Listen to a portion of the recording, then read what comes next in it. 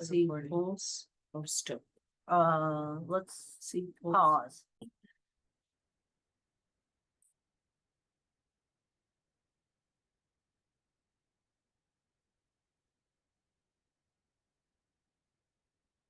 Okay, good evening, everyone. Welcome. Nice to see you all here tonight.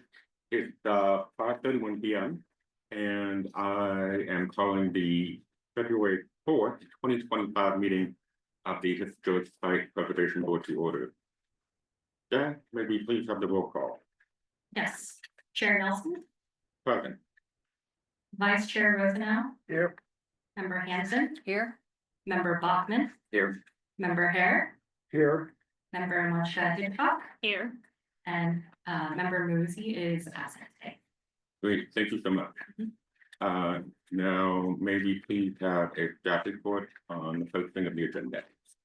Yes, the agenda for this meeting is posted for public review at the City Hall Bulletin Board on the west side of City Council Chambers and the Planning Department counter in accordance with the city's policies.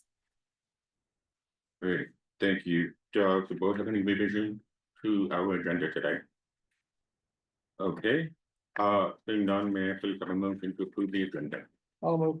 We have a motion to approve by Vice Chair Rosenau. Do we have a second? I'll second. And a second by Member Hanson. Any discussion? Okay, seeing none, I'll call for the question. All in favor, please say aye. Motion is approved, 6-0. Okay, now we move to the portion of our agenda for public comment. This time has been set aside for members of the public to address the Historic Site Preservation Board on agenda items and items of general interest within our subject matter.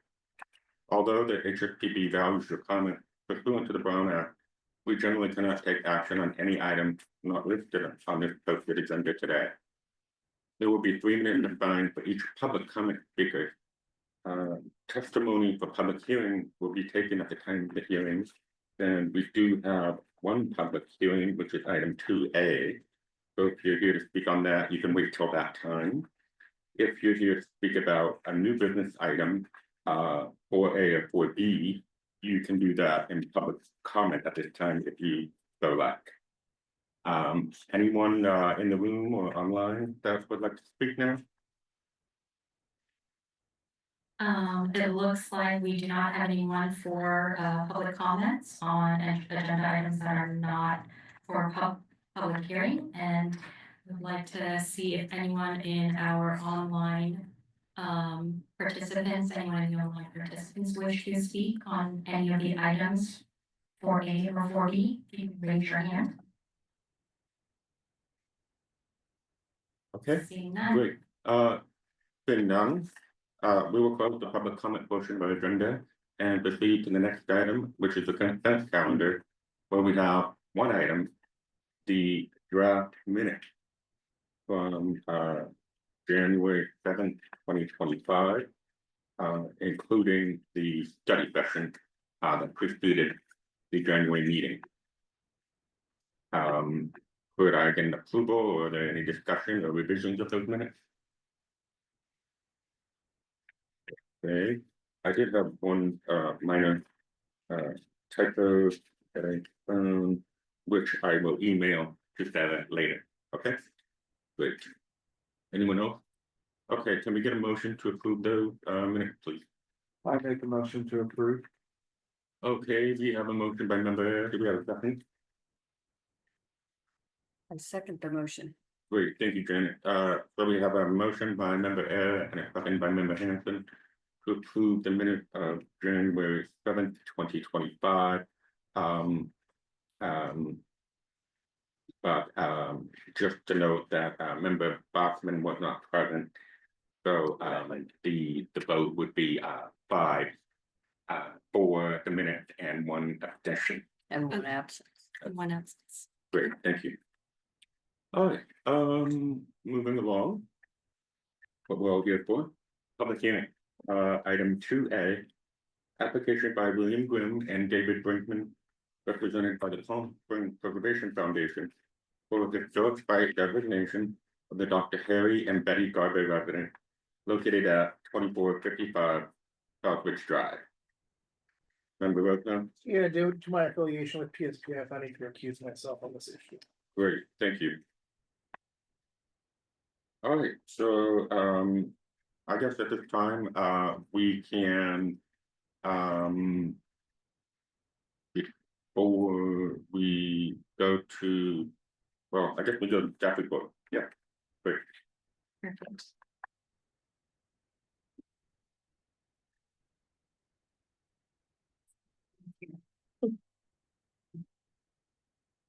Alright.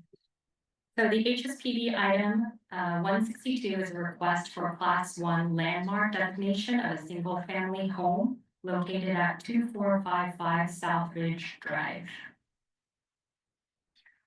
The property is a little over 1 acre. It's a single family home that was situated on a site that consists mostly of steep slopes. The residence is located in the Southridge Estates, which consists of 2 phases that were developed in the 1960s, and you can see this aerial view, the percentage of slope versus the actual buildable area on this lot. Again, because of the steep slopes, the footprint of the home is mostly situated below the street. Therefore, what's visible at the street level is a modest yet simple carport, large enough for 2 cars, and a small perimeter wall that outlines the site. The photograph on the right shows the front entrance of the home once you descend into the open air atrium space. And the site visit for this property was especially helpful to understand the design and the building and how it was placed on this site. We mentioned in the staff report how the selected materials for the home, which consists mostly of glazing once you get down into that atrium space, it allows for some of the elevations of the home to read really as the views beyond the extent of the home. You can kind of see that in that image, a little glimpse of it in that image there. But it was a unique site situation. The report that was written for this nomination included a number of historic photographs that included the construction of the actual site.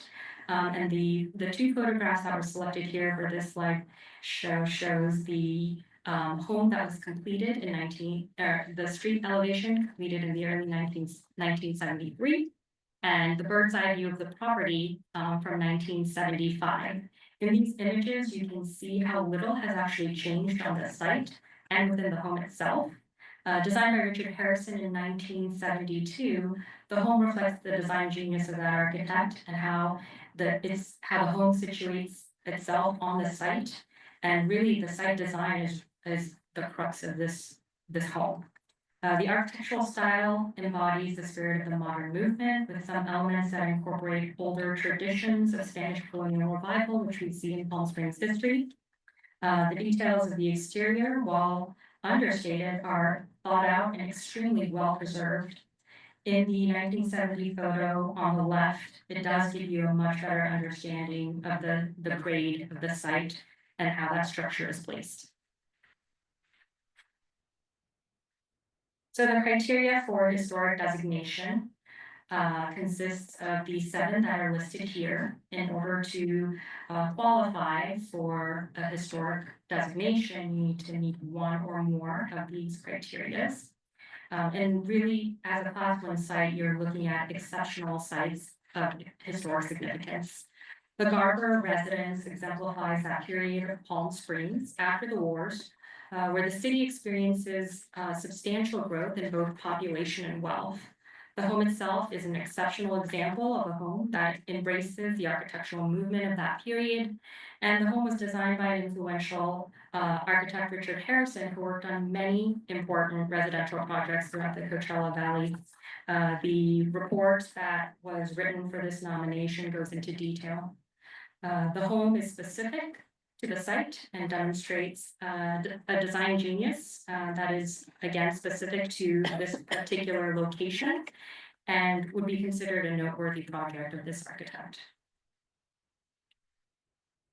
As a class 1 landmark site, you must also meet the integrity findings.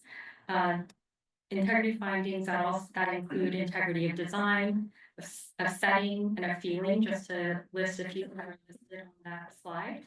As observed during the site visit, very little has changed to the home and the overall site itself.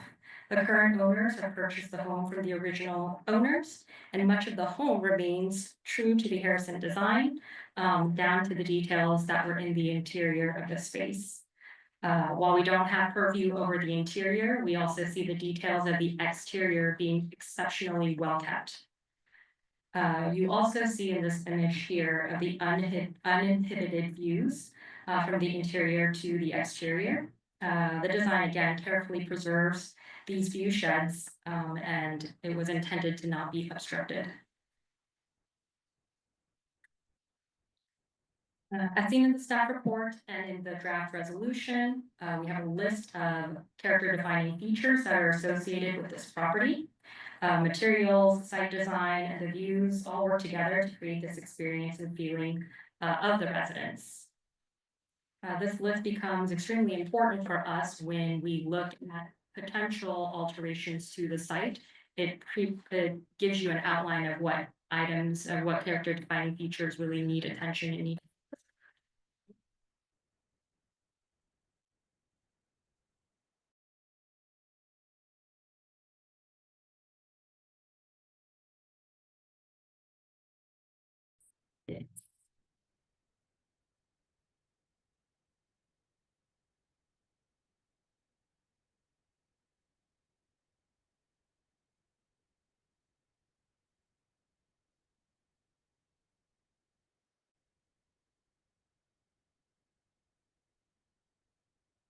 As that's loading, I can go over that last slide.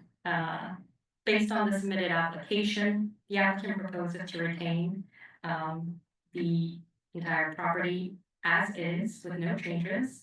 And again, the character defining features list is important for us to determine how to work with the site in the future.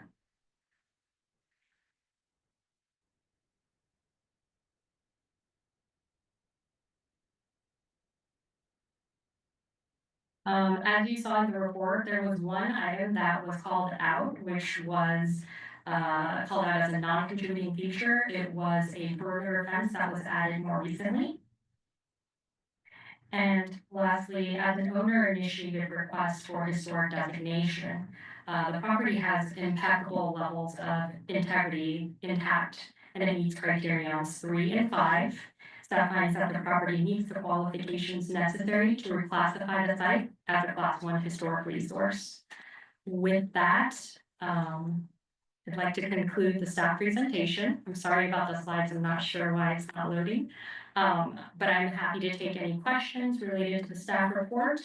And the applicant team, the applicant representative is also here to answer any questions related to the report. Okay, thank you, sir. Before I open up to board members for questions of staff, do we need to call in task force or are we okay? I will do that. Okay, good. Yes. Can I continue? I'm sorry? Shall I continue? Yes, please. Okay, great. Does the board have any questions for staff on the staff report? Okay, seeing none, I'd like to invite the applicant William Grimm and his representative Stephen Keelan from the Pumpkin Conservation Foundation to the table.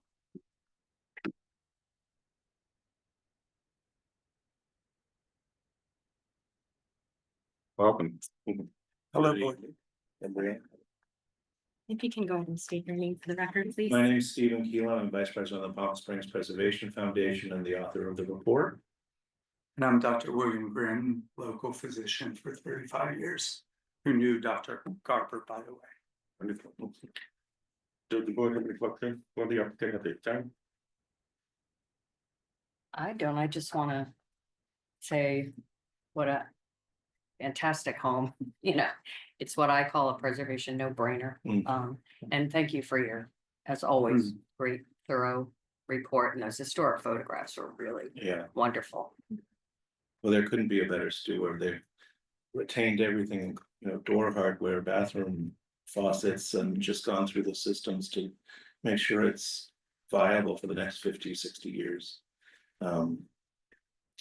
So, you know, it's so rare to have something so impeccably maintained over the years and then have someone come in who really wants to maintain that and preserve that. I'm sure this happens to you all the time, but you know, we can only do partial, so we don't have a quorum at the meetings, but I think soon we walked up and just went, wow. Yeah. Beautiful. Member here.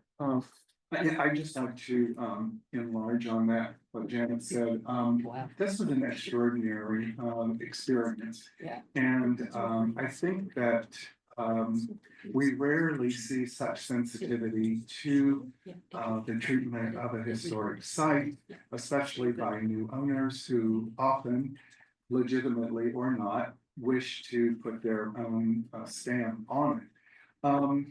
Again, even though we have only jurisdiction over the exterior, this is a site where the interior and the exterior dissolve. And so it is nice to be able to see that the interiors have been treated with the same respect as the exterior. And it is quite wonderful and a no-brainer. Great, anyone else? Much good stuff, please. Not only to repeat my other board members' comments, but I'd just like to specifically thank you for keeping the original kitchen too. Because that is something that in an old home is one of the first things that gets gutted. And I mean, we were noticing the Formica countertops and the original cabinet hardware. I mean, it's thank you for appreciating this home and keeping it intact. I wish we could designate interiors. It's amazing. Yeah, it's a shame you can't, because in other cities they do, it's historic, will do that. And you know, when you experience intact interior like that with all the wonderful materials that add so much to it, and those details truly make it and make you really understand what it was like to live there and how livable it still is. So it's a shame that, you know, and thankfully it's not all white porcelain floors that reflect and gray everything, but thank you for having the sensitivity and taste to maintain it. Great, thank you. I'd just like to say thank you for purchasing home and being a wonderful steward of the property.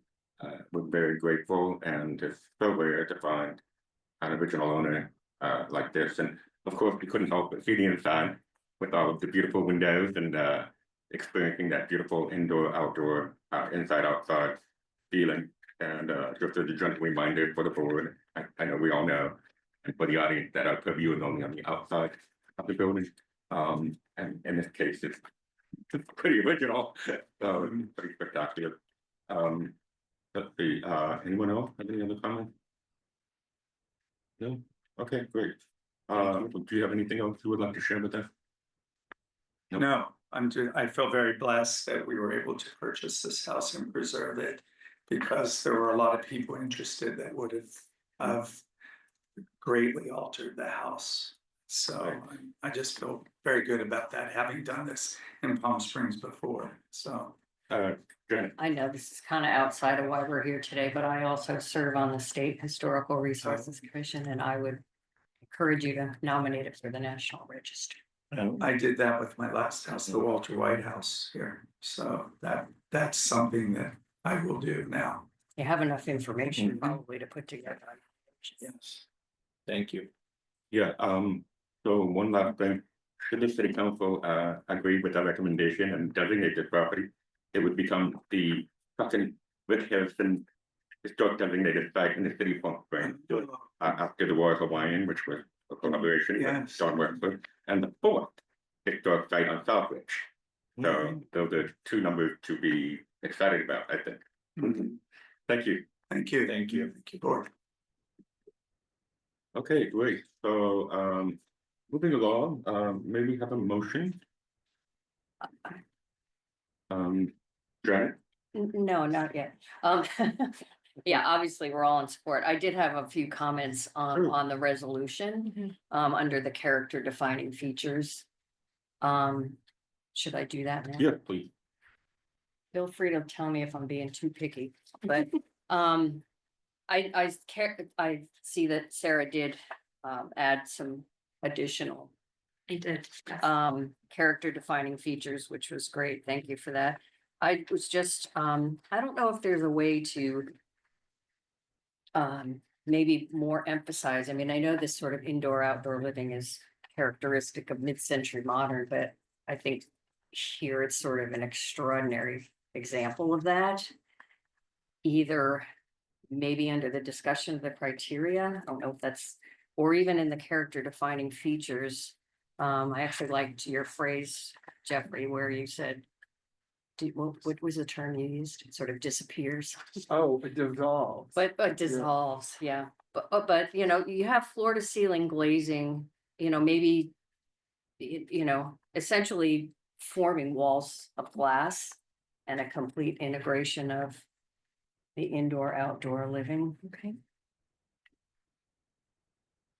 So I will go ahead and embellish, as we talk, the character Okay. defining features, if that works for everyone. I can't show it on the screen, but I'll read it after, kind of go through it.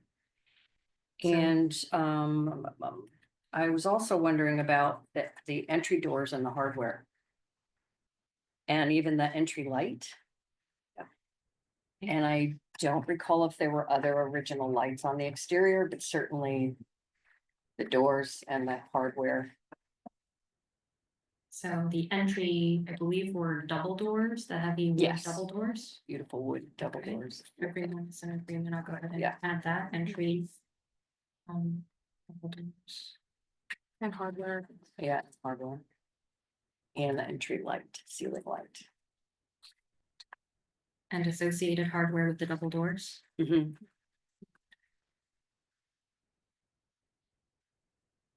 Entry lights. Fixture, is it I think it was a single fixture on the Yes. right hand side, so Yes. entry light fixture.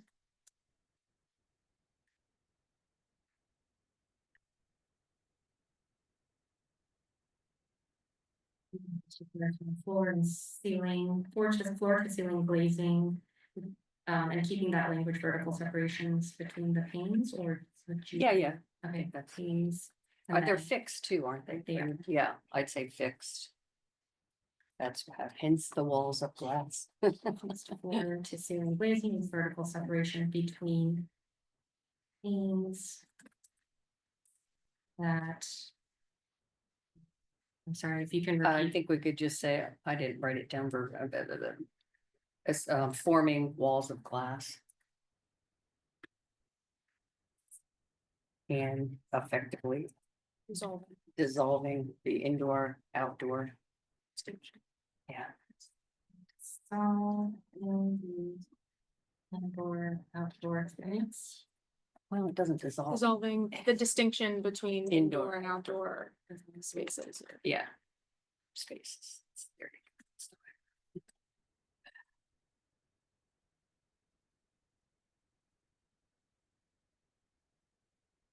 Okay, so go. Oh, I'm not done. we have a I'm motion. not done. Not yet. No, I'm not done yet. Are you done with your motion? No, I'm not done with my comments. Okay, I do have a comment about the property before we vote. Okay. The location and design of the masonry fireplace, should we say and chimney? Or is it all fireplace implied chimney It's fireplace and chimney. and It's chimney? all outside, yeah, the glass. Yeah, out and exterior too, just, I mean, I know we're only the Okay, exterior masonry fireplace and chimney. Piece of sculpture. sitting Yeah. there, yeah. so exterior location. And design of masonry fireplace and chimney. Yes. Mhm. And then I had a question on the last bullet point. It says decorative tiles with circular pattern of marble chips in gold and white. Is that essentially the mural or is that feature on other places? The back of the cardboard. It's okay, I think it should say that. Decorative It's- mural. Yeah, Mm. it's really a mural, isn't it? You can call it that. Yeah, I didn't know if that if that material was used somewhere else. I don't recall seeing Not it, at but that. yeah, we should definitely Right, say so. in the carport. Yeah. I think that might be it.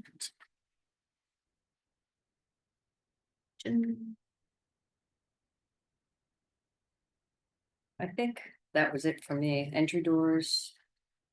Door and window hardware that was all original too. Other window hardware.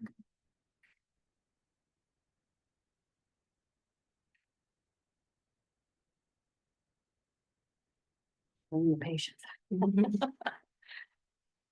I just have one other question. There, I had in my notes and the arched wrought iron gate by the pool, is that original? I don't know if it's clear. Okay, It's original. or okay. All right, I'm sorry, that was it for me. Thank you, Member Hanson, for that wonderful motion. Oh, I didn't make a motion yet. I have some comments as well. Would you like to make some comments first? No, go ahead, please. So this also I also have some comments or questions on the resolution. I was wondering whether the site design and building footprint and then the sunken garden atrium might include, would we consider that that includes underneath that umbrella, the planter bed in front of that, like, street facing stair wall? Probably. Is it, I just, yeah, wanna make sure that the planter beds, Or also- actually, I had a question related to that with regard to the use of the, yeah. Looking at the materials. The off-white split face concrete brick, is that used for the planter?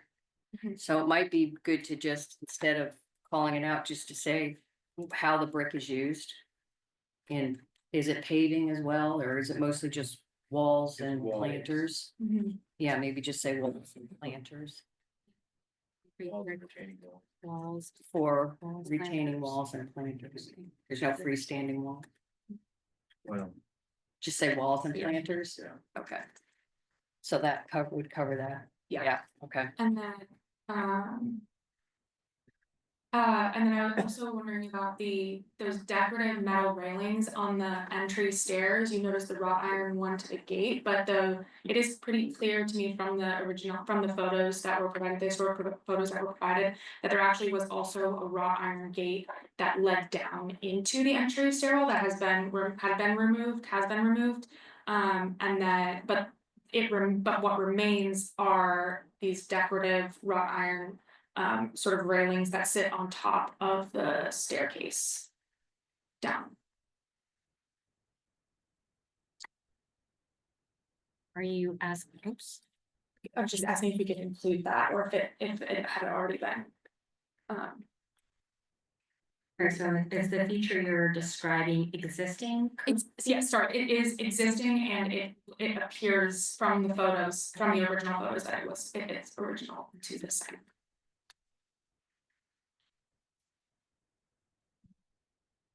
Do you have anything else, Kat? Or just to clarify, or just, so the wrought iron railings? Handrail. Handrails.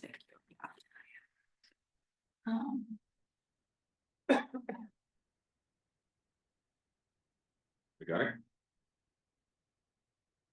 Yeah. Okay, anyone else? Okay, so since we're still talking comments and we haven't made the official motion, I think I have a question for staff, just to clarify. In the report, Rick Harrison had designed a possible addition, second story addition in the 1980s. So just to clarify, by recommending historic site designation, a class 1 site, and then council hopefully approving it, that wouldn't preclude a future owner from, coming to the board and saying, we have the plan and we want to add this. Is that correct or not? So any exterior changes following a designation of a site would have to meet the 4 criteria listed for alterations to a historic resource. So long as it meets those findings, then additions can be made. if there are original drawings that help with the description, that may be helpful, but again, we would have to review the design as a whole, and we would also have to make sure that the design respects the character defining features that become recognized as the resolution. Great, thank you for that clarification, that's important.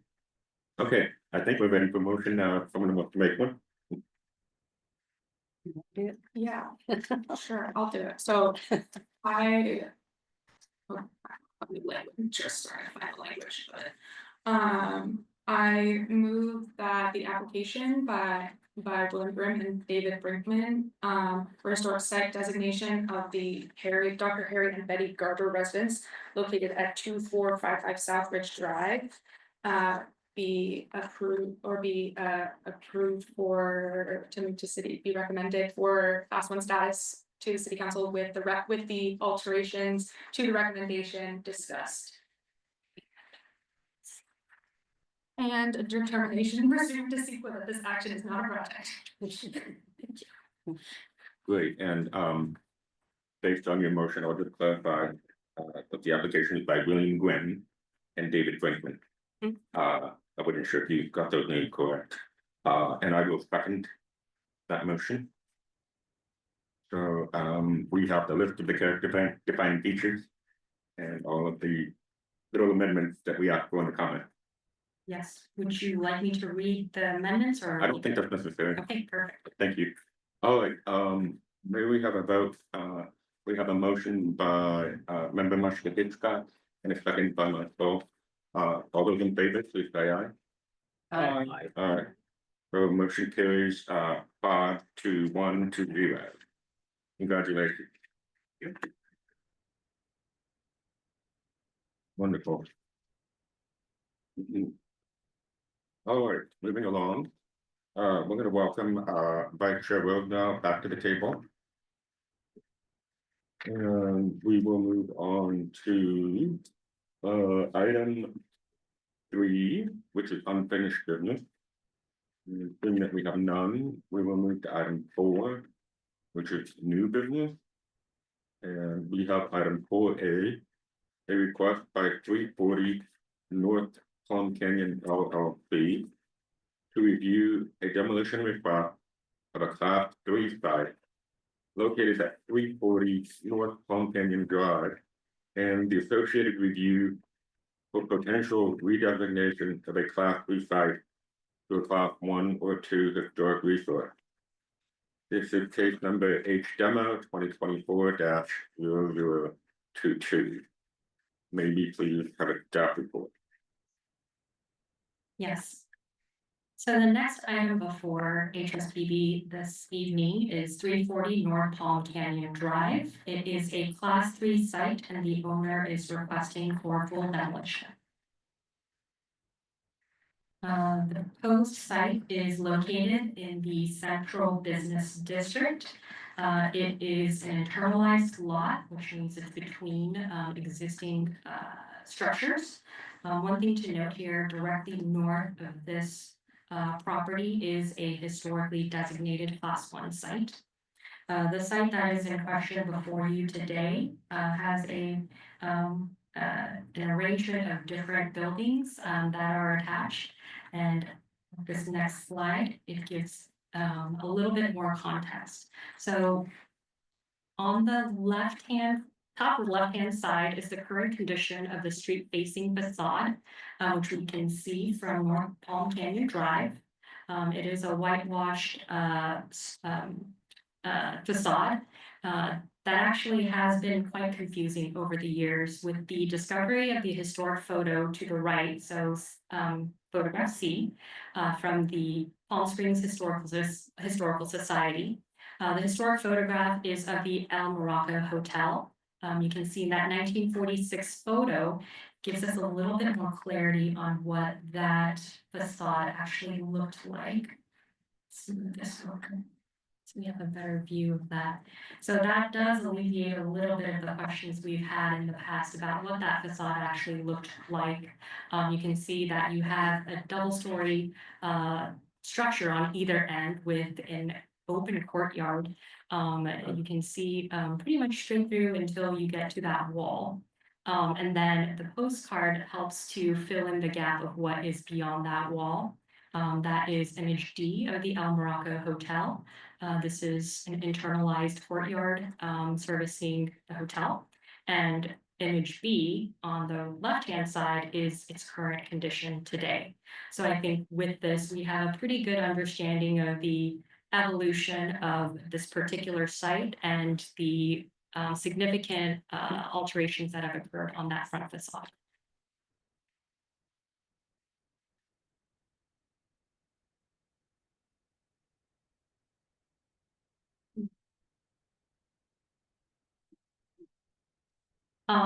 So as a class 3 class 3 site, the code requires any sort of full demolition to come before the board for review to see if it meets the criteria to be reclassified as either a class 1 or class 2 site. And so we would evaluate this based on the same criteria for historic designation. We typically look to see if it meets any of the criteria and qualifies as an exceptional historical site. With the case of this property, based on the information that was provided in the application, a criteria that it could potentially meet was criterion 3, where it talks about a resource that reflects its particular period of significance. With the existing conditions and the changes that have come up on this building over time, we see that much of that building no longer exemplifies that period of significance. Again, we look at the integrity, which becomes critical for this site as well.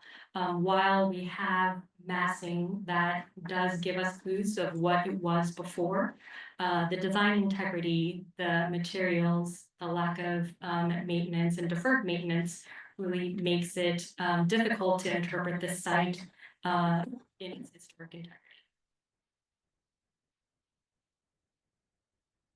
So the decisions before the board in these reviews is related to either determining that the class 3 or 4 site possesses the exceptional historic significance to be reclassified as a class 1 or 2 site, and recommending a stay of the property and pursuing historic designation, which requires a stay of 120 days to conduct a report, conduct or commission a report for the designation application, or if the board meets the findings that the site no longer retains historic significance, that the project will continue on with no action, allowing the applicant to move forward with their project.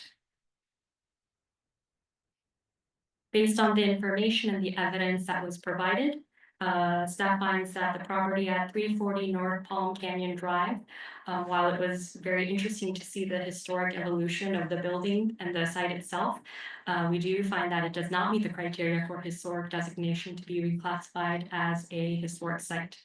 The property owners are not seeking historic designation and wish to move forward to demolish the existing structures and pursue a future project on this site. So staff recommends that HSPB take no action based on these findings.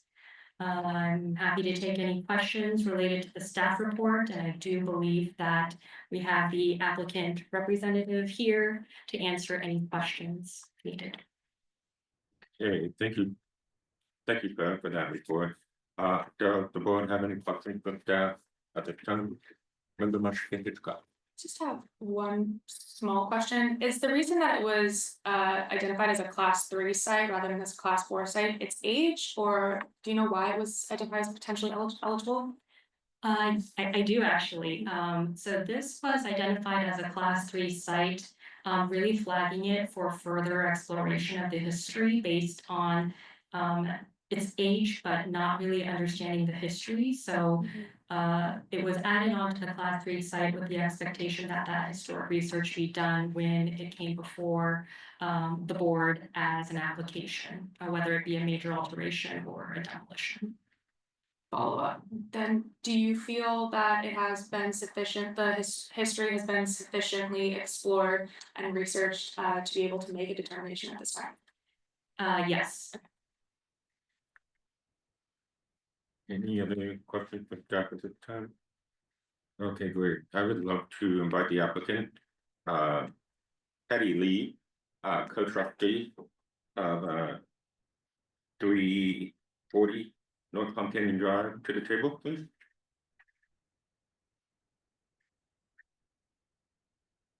Welcome.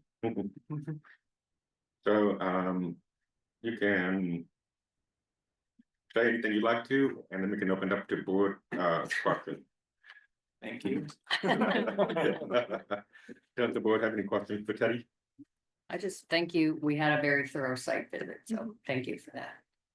No one got her. Success. Great. Okay, then I guess we'll open it up to board member comment. Prepared to make a motion. Okay, I do have one. I'm prepared to support it. I do have one comment.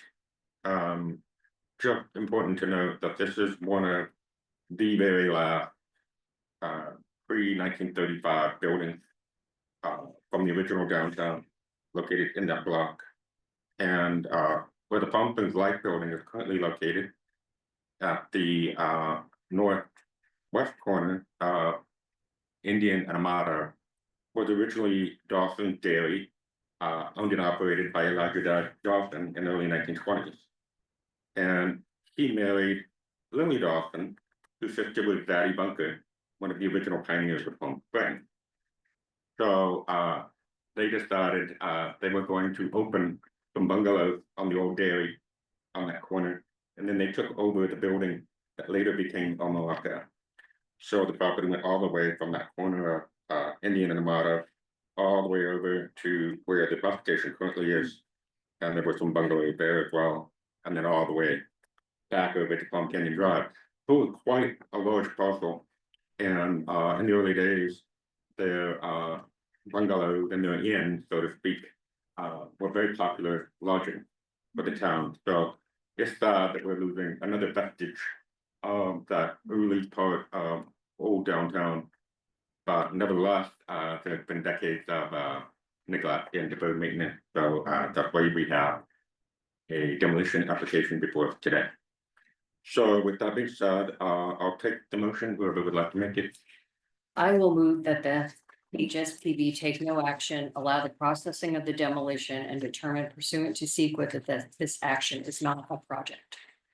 Great, and do I have a second? Oh, I'll second. Wonderful. We have a motion by member Hanson and a second by member Hare. Any discussion? Okay, great. May I have a vote? All in favor, please say aye. Aye. So the motion carries 6-0. Congratulations. Thank you. Okay, good. Moving along. Under new business, item 4B, which is an application by CCSBA Hotel, represented by Ochoa Design Associates LLC, to review a major alteration request of a Class 3 site located at 450 East Palm Canyon Drive, and the associated review for potential redesignation of a Class 3 site to a Class 1 or 2 historic resource.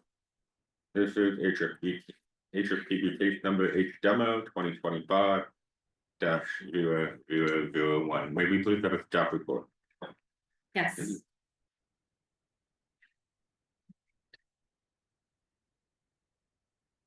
So the application before you is a request for a major alteration to a Class 3 site at 450 East Palm Canyon Drive.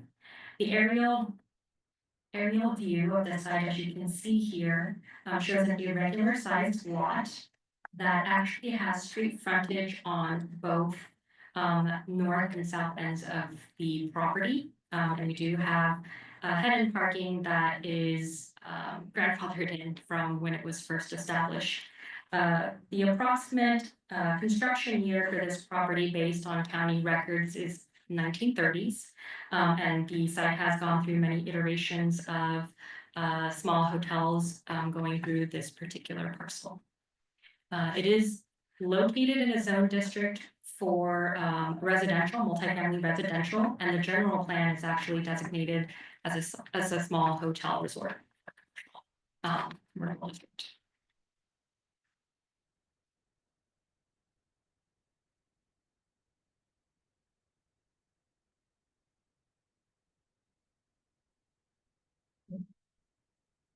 Again, the site visit for this particular property, I think, was most important.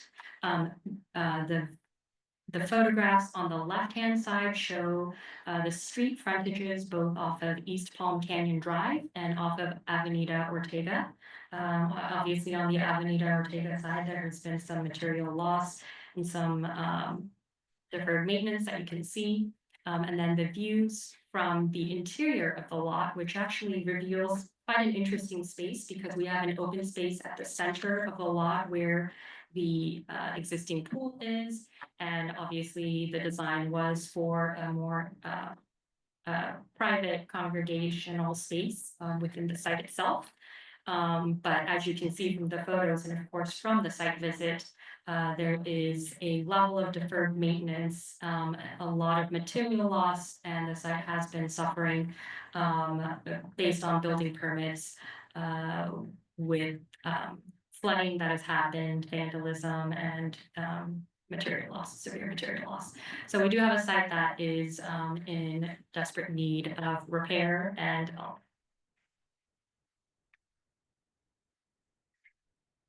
so similar to the project that we saw before as a class 3 site, major alterations to a site that has potential to be redesignated does require HSPB review. We would review this change based on the historic designation criteria. Again, the historical designation criteria requires one or more of the criterion findings and understanding or making the findings that this site is in fact an exceptional historical site that meets the criteria. In this case, criterion 3 is one that would be a closest match as a reflection of a particular period of significance. The research that the applicant has submitted does not reveal any of the other criteria being met. With that being said, the site does not exemplify this particular period of significance in the best way possible. We do see integrity findings that are not fully met, but we also look at this finding to see if it is an exemplary example of that period of significance. And staff does not find that this meets criteria. The site meets criteria 3. As we saw on the site, the design of the site and the location and the setting is relatively intact. We have a lot of material loss, and the changes in the deferred maintenance of the site itself does not meet many of the integrity findings. The proposal for major alteration that the applicant team is looking for is to redevelop the site and keep much of the existing features intact. They would like to actually restore the features and utilize that to develop the site as a small hotel. The criteria leads the HSPB to 2 choices, either to stay the project and pursue historic designation, finding that it meets exceptional historical significance to be reclassified as a class 1 or 2 site, or to make the findings that it does not meet the historical findings in its current state and allow for no action and allowing the applicant to move forward with their proposed project. So based on the presented evidence of the application, the research, and the site visits, staff finds that the property at 450 East Palm Canyon does not meet the criteria for historic significance to be reclassified as a class 1, class 2 historic site at this time. The property owners are also not seeking historic designation of the site and wish to move forward with developing the site with the intent of keeping the existing features and activating the site. And I can take any questions about the staff report, and the applicant team is here to answer any questions. Thank you for that great report. Does the board have any questions for staff? Member Harris. Just one question for clarification, please. When we were doing the site visit, it was my understanding or maybe misunderstanding that the only thing we were being asked to consider or vote on was the reconfiguration of the street facing walls of North Palm Canyon. And this goes on to say rehabilitate all existing buildings and redesign landscape and parking configuration. So is it what's written then? So in the site, in the description is, sorry, I'll go back to that in the summary. So the summary is outlining what the applicant is proposing for the site and why the trigger of major alteration was made. It was related to the amount of street facing facade that is changing related to the wall and the street facing facade to the north. With that being said, HSPD's purview is not related to design. It's going to be related to if the actual site itself deserves or qualifies to be reclassified as a historic site. Design input only comes for historically designated sites. Thank you. Any other questions for staff? Member Mushkine. And I have a kind of quick question, in the evaluation, when we evaluate, class 3 sites or any site, we're looking at, exceptional significance. And, could you speak a little bit to the rarity of this type of site? And the condition maybe, and relative to its condition as well? Yeah, I think that's a great point in terms of finding, making the findings for something that is rare as well and being a good example.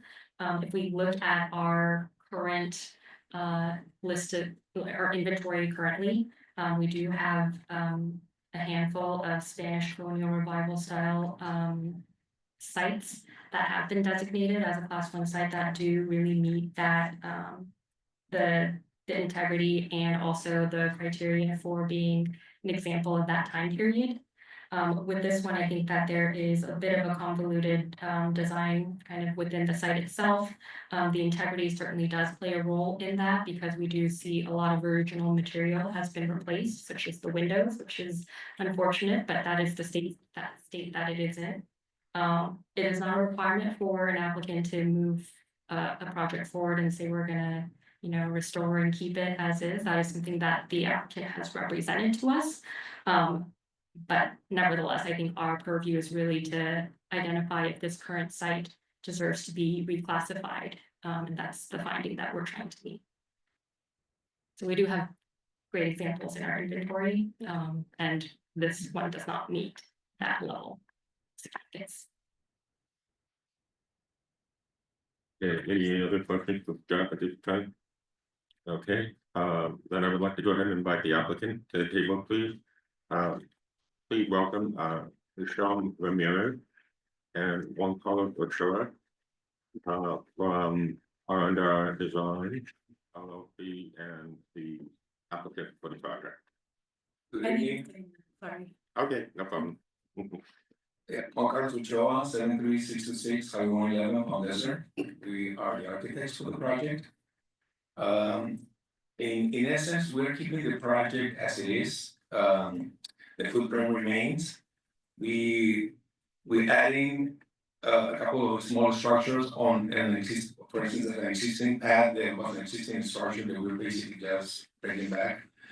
And in the front, we're trying to add a gate that controls the entrance to the project. Currently, there's really no gate. And there's one service gate that we also want to just bring back. We, in the case of the wall, which I think is what's triggering this review, the only way where we can meet the parking requirements ordinance for the city is if we push the wall, the front wall back, otherwise we cannot meet the sizes because the parking has to be on site. And so by doing so, and also there's an existing raised planter, there's really just not doing anything except just being in front of precluding from adding this space to the parking area. So in essence, that really is the wall that has maybe gonna move, maybe we would like to move, but in the building itself, we wanna keep as is, just again, bring new windows, new doors, re-energize the pool, and in essence remains, the footprint remains basically 100%. Anything else? No problems. Okay. Does the board have any questions for the applicant? No? Any general board comments? I guess I would just say I applaud you actually for working with what's there. And it is a interesting little small complex and you know, from what you've told us about the features you're adding and even going inside and it says keep by the fireplaces. I would be interested in seeing it when you're done. Thank you. It's basically, we're trying to use the same materials, same tiles, same plasters, and so basically matching what is there. Very much to discuss. I also second member Hansen's compliments. It was a pleasure to speak with you and your other representatives about the site. And I just wanted to say, I did doing some of the research on this site after coming away from the site visit. It's pretty, just generally, it's just pretty shocking the amount of deterioration that was able to occur to this site in what appears to me less than 10 years or less. There are photos, you know, multiple photos, many photos available of it in as recently as 2015, 2016 that show it in, you know, very intact condition. So it's unfortunate that it, but it stresses also the one of our recurring themes or recurring issues bringing up about the condition of a number of properties, certainly designated properties, that maintenance is extremely important because this can happen quickly. So thank you. Any other comment? I do have a quick one, of course. I do think there's some slight missed opportunity here. I understand the whole parking situation and I agree with it. But and I know you're not looking to restore the property, which is completely understandable. But I do lament that there will not be an opportunity to re-expose the old arched brick facade, which has some really lovely detailing on both ends of the property. So once again, we lose some of the vestiges of some of the old 1930s, 40s architecture that first popped up on Palm Canyon Drive. With each of these approvals, we lose a little bit. So it's always difficult. But on the same token, we're getting a refurbished property that's been languishing for far too long, which will really boost that area. Me being the researcher that I am, of course, I'm just going to talk about this article, just so that you know, because it wasn't included in your amazing research, by the way, for a self-researched application. You did an excellent job sourcing all the articles and permits, and it took me forever to read the whole thing. So congratulations for that. So pass that down. I just wanted to point out that that land originally belonged to Harriet Dowie Cody. And she's again one of the earliest female pioneers of Palm Springs. It was the Cody tract, and ironically, she sold that property to build Casa Cody, which is one of our oldest historic sites in Palm Springs and the oldest continually operating hotel in the city. And Harriet Cody owned a lot of land throughout the city and developed a lot of it into housing tracts. So that is one more thing that you can add to your historic research file, and know that your site has something to do with a very important female pioneer. So that's my comment. if you don't mind me asking, I'm just interested in knowing like how you came across this article, because it was quite hard to find like information either by the name or. So, it's interesting, yeah, with the Palm Highland to begin with. And if you look at the old real estate advertisements, when they were both subdividing the tract, it said Palm Highland, and then in parentheses it said Cody tract. So that's how I went down that rabbit hole. Of course, there are always rabbit holes. I went through a lot. So anyway, congratulations on a very well researched application, and I'm very excited, and I wish the Green Door hopefully some eventual success once you get down the line of approval. Thank you. So with that, may we have a motion? I will move that the HSPB approve the project as proposed and determine pursuant to SEQA that this action is not a project. HSPB take no action, not approved. Wait, that's what it says here. It does say that. Yeah, sorry. That's my Probably a template from something else. Let me start over. I move that the HSPB take no action allowing the processing of the project as proposed and determine pursuant to SEQA that this action is not a project. I'll second that. Great, wonderful. We have a motion by Member Hanson and a second by Vice Chair Rosner. Any further discussion on the item? Okay, being none, may I call for a vote. All those in favor, please say aye. Aye. Aye. Wonderful. Motion carries 6-0. Congratulations. Thank you very much. Thank you. Good luck. Thank you. All right. Yeah, sorry. Okay. Templates, right? Well, that wouldn't be bad. Congratulations. Thank you. All right, so at this time, we'll move on to board member comment, the next item on the agenda. I just have a general question for you. If there's the building that's gonna now be demolished, if for infill construction, does that go to planning commission and architectural review board or? It will depend on what they propose. If it triggers planning, as a commercial site, it will likely go to the ARs for architectural review. For the planning commission, it'll depend on the scope of the project itself. Okay. So if, for instance, if it's an allowed use, it may not require a planning review. If it is a use that requires a conditional use permit, then it would potentially go, or if there's any sort of development standards that need to be reviewed. So it would depend on the scope of work. And then also, like for cases like the hotel where there was a lot of really good research done, is that maintained in the planning department? All of the applications are maintained in its case file, and the documentation as part of our meetings are publicly accessible files. Okay, just want to make sure, so I mean, it's an interesting property, an interesting history, and so was the first one with the, that postcard certainly was very telling of what it looked like. It'd just be, good for everyone to know that all of this information is maintained over time. Okay. Catherine, did you have anything? Well, yes, but I. I'm sorry, go ahead, Jeffrey. No, Raising it for, sorry, maybe you'll cover it. yeah, I just have a couple of questions. I mean, I think we bring up pretty much every meeting, but in the absence of member Marucci, excuse me, I feel in his honor, I must inquire as to the Racket Club, the Town and Country Center, and Orchid Tree. So all of those properties are in the same position as was updated previously. One thing I did want to mention is that when we get to these points about asking about certain properties, I think we need to really be mindful of focusing on what is actually agendized and in front of us.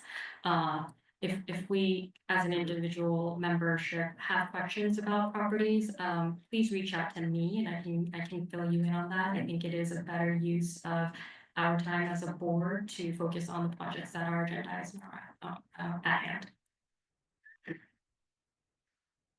Thank you, Chair, for that clarification. Anyone else? Yes, just a quick question. it was mentioned that we'd be getting documents to fill out regarding our qualifications. Yes. And did I miss something or are they? You did not. Okay. And I received emails from Member Bachman as well, so no one missed anything, and I'm glad, it sounds like everyone's checking their emails. I was unable to send them, I will send them, the qualification documents, which will also, request for individual resumes. That email will be going out tomorrow, so if you can go ahead and check, the report for the CLG is due at the end of March, so we do have a little bit of time, but if you can go ahead and fill that out and send that to me, and if I need anything supplemental, I'll reach out to you individually, asking for those documents. Janet, I haven't, or Member Hanson, I haven't been able to confirm if we can reuse the qualification paperwork from the previous years, which may be the case. I think most of it is the same, so if that is the case, I will let you know that you don't have to fill out that piece, so. Stay tuned for tomorrow. Okay. Does anyone else, Member Mashkatra? I just have one other question, which is, well, I guess two, relatedly. I'm just, wondering if you have, or if there's been any progress or an update potentially on, a study session regarding some of the, issues or the recurring problems, questions we've been bringing up. So I'm still waiting on the documentation from our legal team to have that in hand before we start that discussion.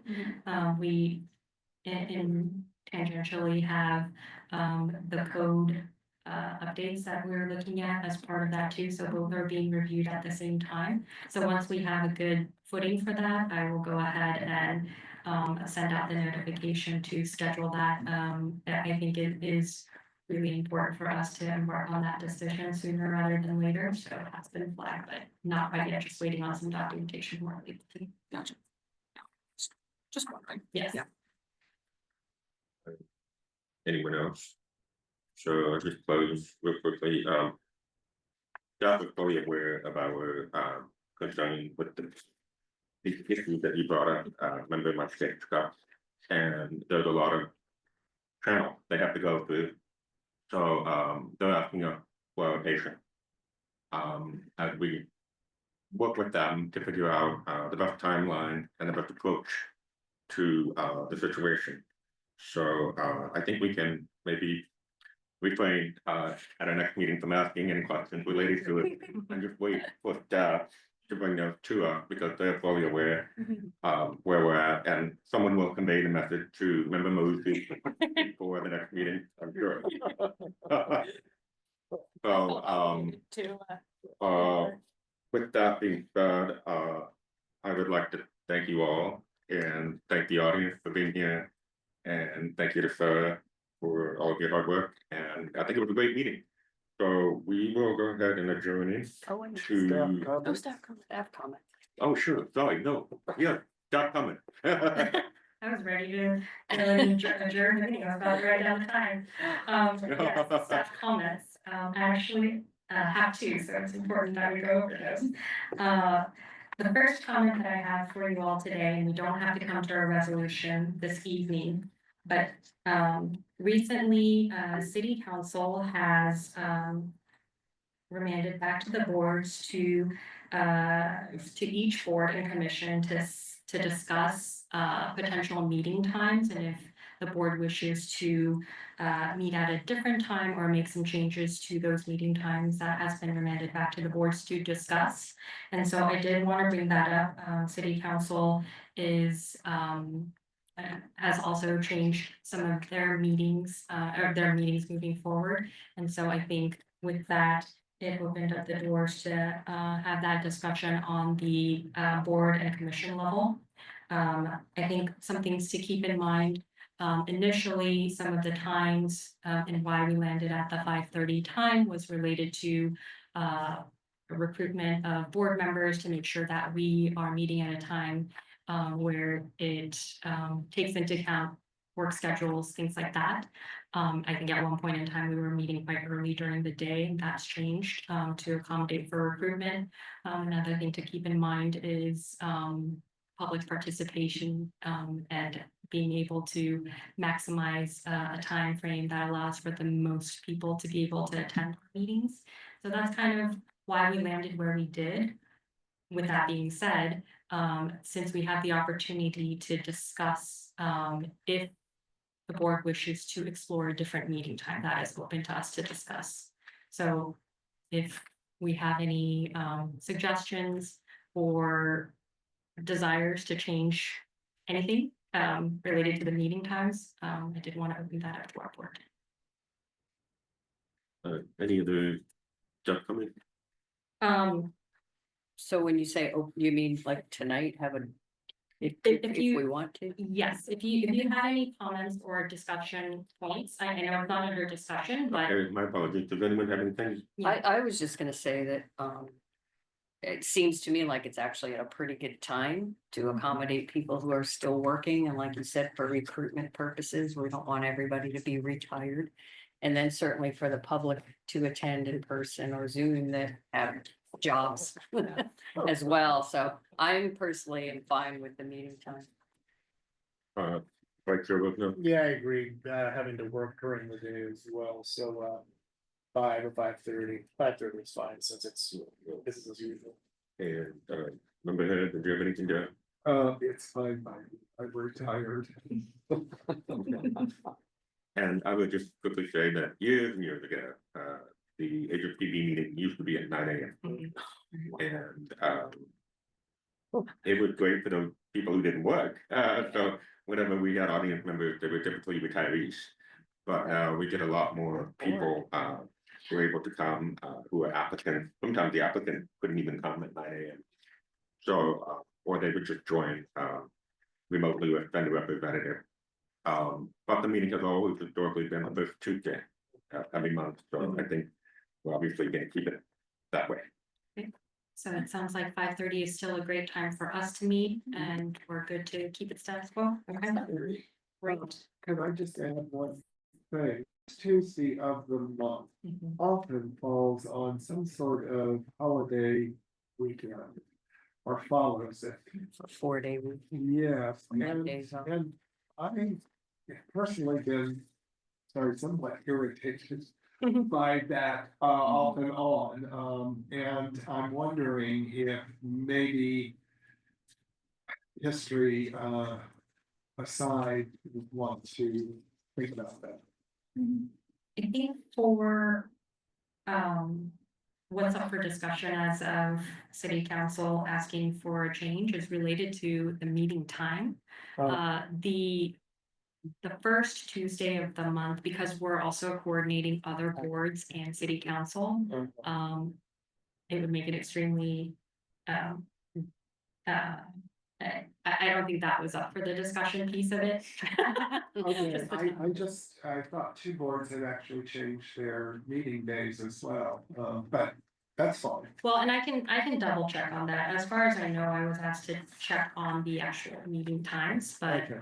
I know from just our planning department, we do have it's kind of set up in a way where Tuesdays have been set for us so that we don't have any time conflicts with other meeting rooms and boards. They were every day of the holiday, right? Exactly, I'm tired, why should I care? Great, okay, so next staff comment? Actually, the next staff comment was about the CLG qualification email, so we've already filled that one, so I just have the one. Just the Okay, one. great, Thank you. thank you. Oh, with that, I do believe that we can now adjourn.